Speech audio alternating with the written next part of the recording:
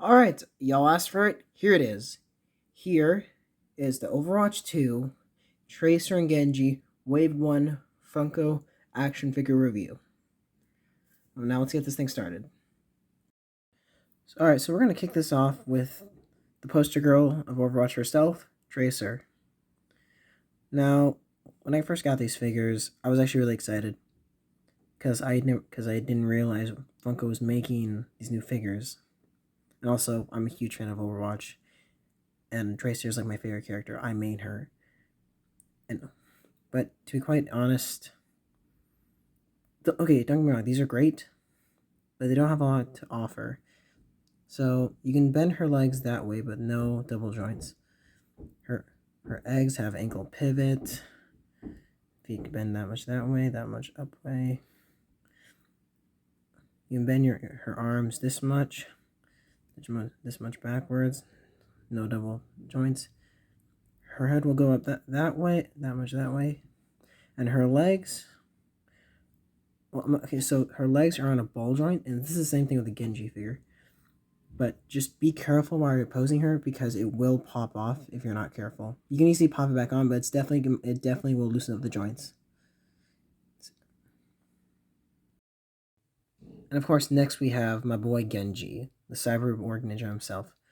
Now, if you noticed, I don't have his sheaths on him, and that's because actually real quick, he comes with two weapons. Let me cover that real quick.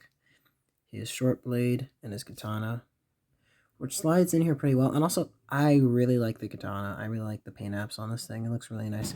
I do think they could add a bit more detail, but you know, for what it's worth, it's pretty great. One thing that really bums me out is that there's like kanji writing on the green part in the game, and I just feel like that would have been really cool if they added it.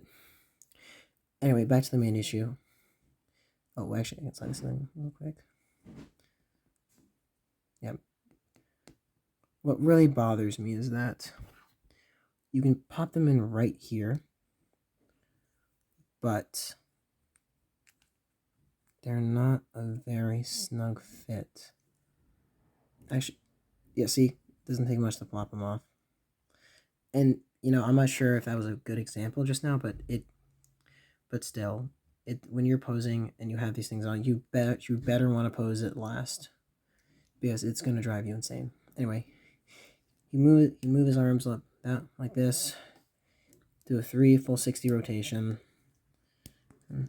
and he moves his arms like this, bends up that much, no double jointed elbows, bends that much, no double jointed legs, moves his feet that much, also has ankle pivot, turn his head 360, and you know, has this cool little hood. Anyway, let's take a look at Genji's accessories. Anyways, he comes with a pair of, well, you know, 4 hands, 2 gripping hands, and 2 other hands. An open hand, where it looks like you can just have him doing like a cool little pose thing. And of course, the ninja stars. He wouldn't be a cyborg ninja without shurikens.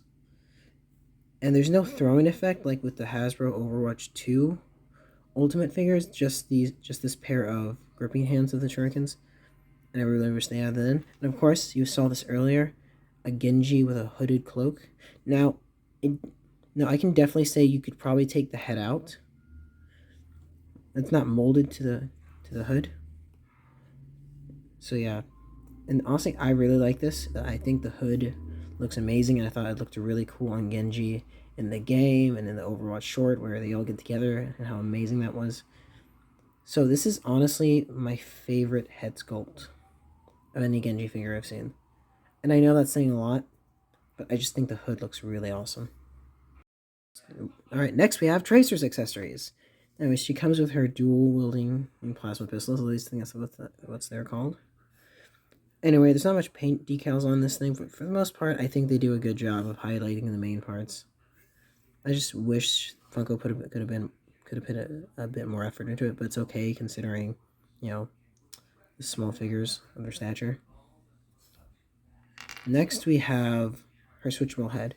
No, I haven't actually popped this on her yet, and I don't think I will because it's just kind of creepy.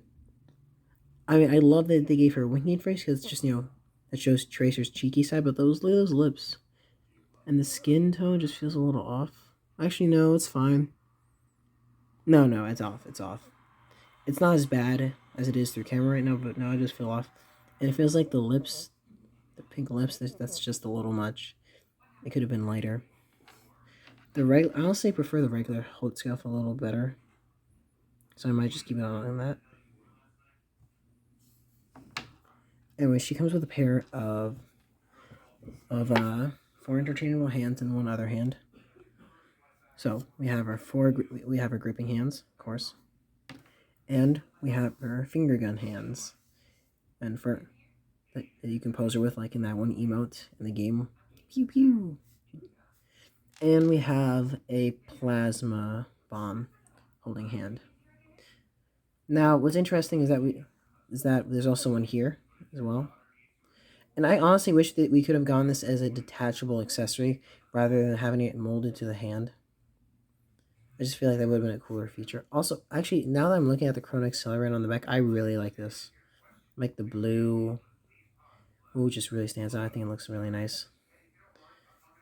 But yeah.